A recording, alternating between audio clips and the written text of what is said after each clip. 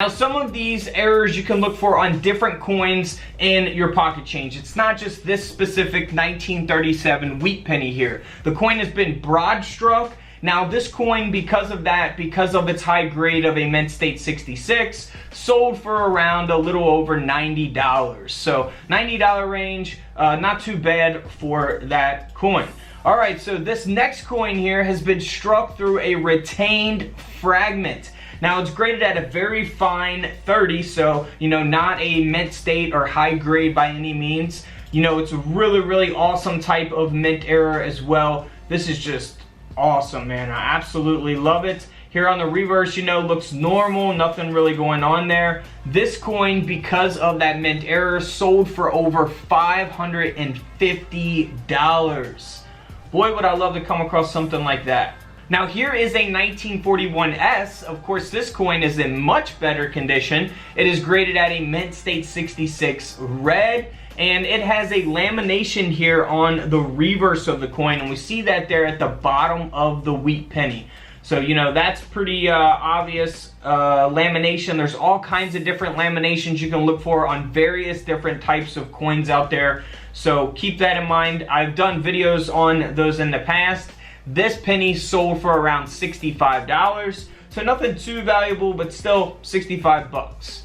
Now, as we move on here to a 1952 wheat penny, again, this is something that, is not gonna just happen on this specific dated coin. It's a 1952 wheat penny that has an obverse brockage, so a brockage taking place there on the front of the coin. We see the reverse design, the lettering of the reverse coming through there on the front as a result of that mint error. Now, this penny here sold for around $150. Again, there on the reverse, you don't really see much going on there.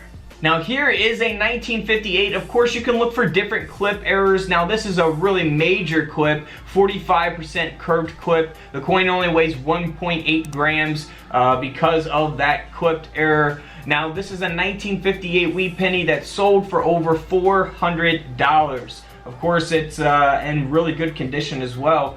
Someone really held on to that for a long time and got that graded. So, you can look for little minor clips. There's all kinds of different clips that I've talked about again here on the channel. Let's move on to a 1964 Lincoln penny. Now, this is the D mint mark, and it was struck on a split planchet. It only weighs 1.6 grams. So definitely always weigh your pennies. Here's the reverse of the coin. This penny here sold for around $70. So again, not too bad for that error penny either. Now, here is a 1966 Lincoln penny, probably one of my favorites of the video. It does have a die adjustment strike, but what's really going on here is the double strike. So it's been double struck here, which we can see the design there is rotated all the way around. You see the date 1966 twice. You see Lincoln rotated. You see the word Liberty there, the lettering twice.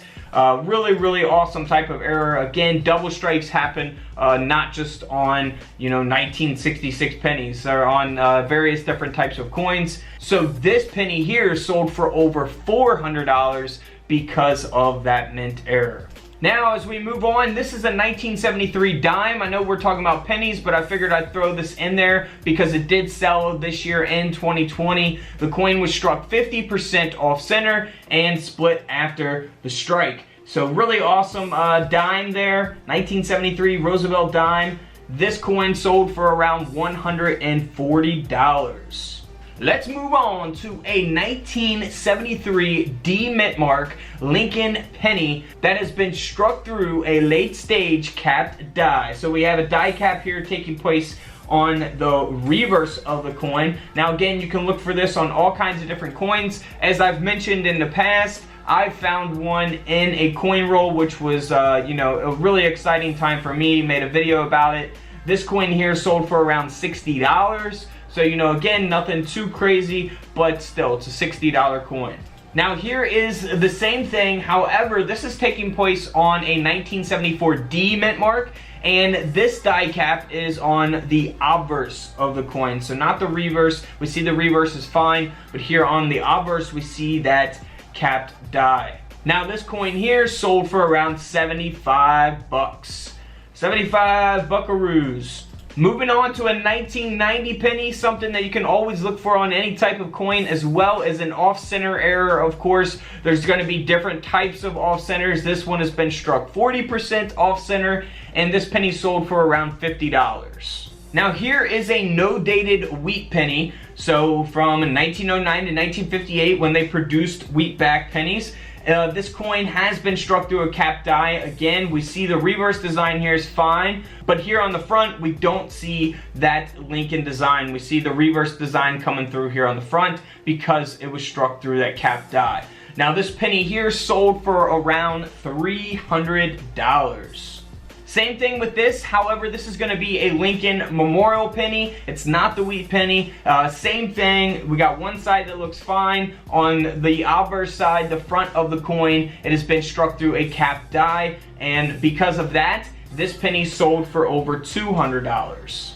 Now this next coin is really interesting. Wow, I don't know if we're going to call it a coin or a token. It's a token, which is really cool. I thought this was just interesting. It did sell in 2020. It's a no-dated token. It's got a curved clip, and it's been struck off-center. This token sold for around $100. Now here is a no-dated. It's in somewhere in the 1960s. We can't see the last digit of the date. Now it's been double struck and it's off center. It's only struck on a 1.6 gram split planchet, so we got a lot of different things going on with this mint era penny here. And because of that, this penny sold for over $140. Alright guys, don't forget to subscribe in the middle. Check out the videos to the left of me. And until tomorrow, I will see you all in the comment section below. This is Couch Collectibles, and this is where I disappear.